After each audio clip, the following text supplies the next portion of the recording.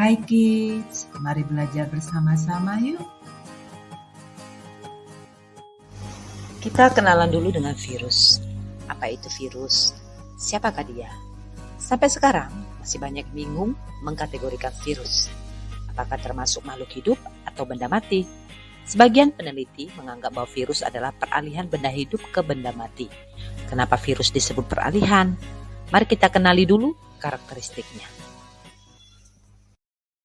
Yang pertama, virus bersifat aseluler, maka disebut benda mati. Walaupun begitu, virus dapat bereplikasi atau berkembang biak yang merupakan ciri-ciri makhluk hidup. Virus hanya dapat bereplikasi apabila menempel pada sel inangnya, yaitu makhluk hidup. Makanya virus bersifat parasit intraseluler obligat. Maksudnya, virus adalah mikroorganisme parasit yang tidak dapat bereproduksi di luar inang, sehingga virus memaksa inang untuk membantu reproduksi sel virus. Kamu pasti sudah tahu kamu tidak akan dapat melihat virus secara langsung. Virus berukuran 20 sampai dengan 30 nanometer. Ukuran tersebut bahkan lebih kecil jika dibandingkan dengan bakteri. Apabila manusia memiliki DNA dan RNA dalam selnya, virus hanya memiliki satu jenis asam nukleat, DNA atau RNA. Bentuk virus sendiri bermacam-macam, ada yang berbentuk icosahedral, perihedral tidak bersampul, perihedral bersampul, hingga berbentuk helix.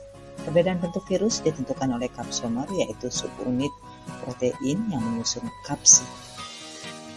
Meskipun memiliki bentuk yang berbeda-beda, tapi struktur penyusun tubuh virus hampir sama. Sebuah partikel virus atau virion terdiri dari materi genetik yang tersusun dari satu jenis asam nukleat DNA atau RNA. Asam nukleat sendiri dibungkus oleh selubung protein yang disebut sebagai kapsid. Selain dua komponen utama tersebut, beberapa jenis virus memiliki bagian-bagian lain. Kita ambil contoh, virus yang menyerang bakteri yang dikenal sebagai bakteriofag. Struktur tubuh bakteriofag terdiri dari bagian kepala yang terdiri dari kepala yang tersusun dari asam nukleat dan kapsid. Kemudian terdapat leher, ekor, dan terdapat serabut sebagai reseptor sekaligus alat melekatkan diri ke sel inang. Virus merupakan parasit intraseluler obligat yang menggunakan sel inang.